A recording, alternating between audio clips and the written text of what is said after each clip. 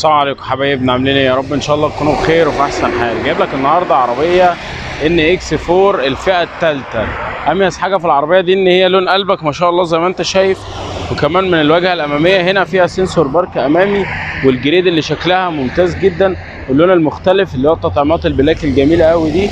العربيه هنا من الواجهه الاماميه ما شاء الله ما فيهاش خدش واحد، ما فيهاش جرام واحد بوهي. العربيه دي موديل 22 الفئه الثالثه. الفئه الثالثه بيبقى فيها اوبشن كتير قوي من الشكل الخارجي، مفيش اختلاف بينها وبين الفئه الخامسه ولا اي اختلاف غير الكاميرات فقط، لكن نفس الفئه نفس الديزاين ونفس كل حاجه.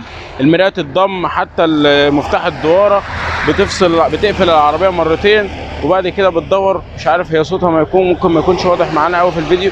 العربيه دورت معانا اهي تمام، وبرده بتبطل من نفس مفتاح الدواره من دوسه واحده زي ما احنا شايفين من الواجهه الاماميه. طبعا الفوانيس الجديده ما شاء الله دي طبعا غير الشيب اللي نازل دلوقتي، بتكون الفوانيس دي قد بعضها، الاربع فوانيس دول بيكونوا قد بعض. عندك طبعا الفوج لايت اللي شكله ممتاز وحجمه ضخم جدا، تقدر تعتمد عليه في وسط المدينه. عندك السنسور بارك الامامي، الديفيوزر، حاجات ممتازه جدا. طبعا الديزاين كلنا عارفينه لاننا تقريبا عملنا ريفيو قبل كده للعربيه. التطلعات اللي موجوده عندك في الكبوت، واميز حاجه طبعا زي ما قلت لك في العربيه دي ان هي لون قلبك ما شاء الله.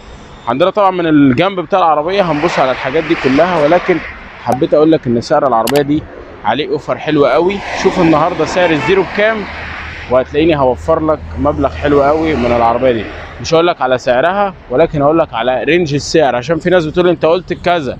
في عربيات بقول لك على سعرها دايركت، وفي عربيات بقول لك على متوسط اسعارها. يعني متوسط اسعارها في السوق مثلا 1,750,000 ل1,850,000. طبعا الاول كنا بنتكلم في 10,000 و 20,000، النهارده بنتكلم بال100 وبال150,000 فرق بين السوق تمام، عشان العربيات الكبيره دلوقتي بقت اسعارها عدت ال 2 مليون جنيه، ودي 22 عددها 60,000 كيلو، فيها رخصه سنه، ما فيهاش جرام واحد بوهيه، ما فيهاش سكراتش واحد.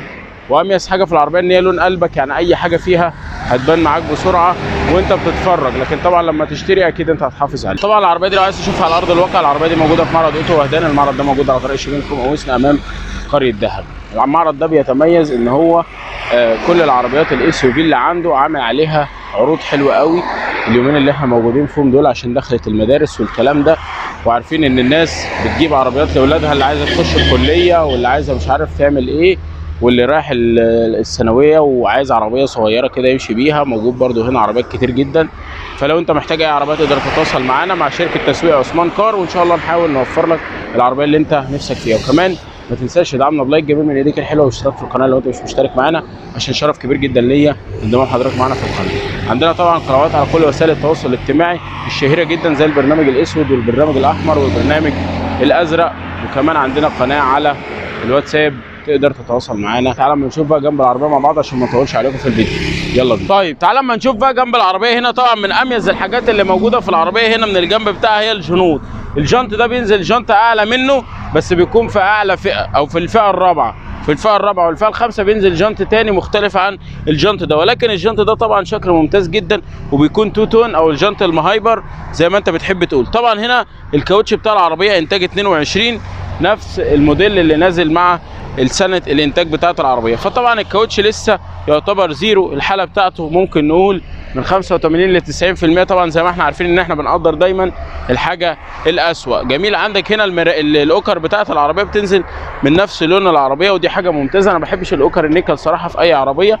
عندنا هنا كمان الكليس انتري او البصمه الخارجيه زي ما احنا شايفين، دي حاجه ممتازه جدا. عندنا طبعا هنا الدعامات اللي جايه تحت في الباب، وعندنا طبعا هنا الراكات والبانوراميك سان روف هنشوفه كمان شويه ان شاء الله واحنا شغالين في العربيه. عندنا طبعا هنا بالنسبه لجنب العربيه مفيش تفاصيل تاني. طبعا المرايه هنا بتكون فيها اشاره وكمان بتكون ضبط وضم كهرباء، فدي من الحاجات الممتازه.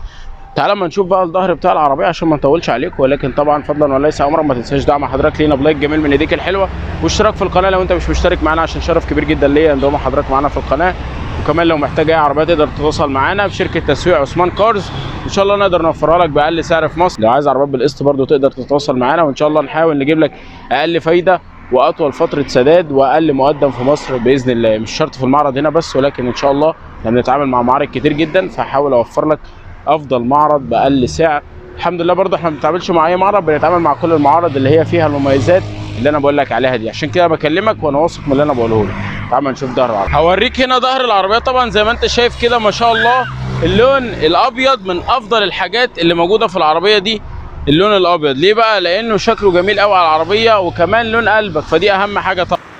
بالنسبه لظهر الشنطه طبعا عن قرب، وعندنا كمان هنا بانوراميك سان روف زي ما احنا شايفين كده ما شاء الله. عندنا طبعا هنا الكبوت برضه من السطحات بتاعتنا. تعالى اما نشوف بقى الانتيريور بتاع العربيه. بالنسبه لحاله الباب زي ما احنا شايفين عندنا ما شاء الله. عندنا هنا بالنسبه للصالون الخلفي ما شاء الله زي ما احنا شايفين عندك مساند للراس ومسند وسطي واثنين كاب هولدر، وعندك فتحات للمكيف الخلفي.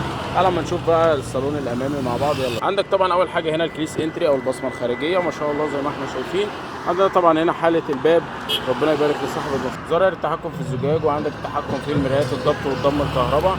عندنا ما شاء الله هنا حاله الصالون الامامي ما شاء الله زي ما احنا شايفين متعدل طبعا فرش جلد زي ما احنا شايفين، وعندك التراكشن كنترول والطاره بتاعت العربيه، ونشوف العداد بتاعها. يلا. طبعا طاره العربيه بتكون مالتي فانكشن بالكامل، وعندنا كمان هنا بدل شيفت البلس والماينس، وعندك طبعا عدادات العربيه 60,000 كيلو. وعندنا طبعا هنا في ضغط القياده زي ما احنا شايفين كده، في عندك الايكو والنورمال والسبورت، فتحات المكيف، وعندنا الشاشه الشهيره جدا التاتش، وعندنا برضو هنا المكيف التاتش بيكون دول زون، وعندك الفتحات بتاعت 12 فولت، وفي 2 مخرج يو اس بي، وعندنا طبعا هنا الفتيس الشيفت باي واير زي ما احنا شايفين كده، وعندك هنا التحكم في السرعه عند المحاضرات الفيو، وعندنا طبعا هنا الهاند بريك الكهرباء والاوتو هولد ما شاء الله زي ما احنا شايفين كده.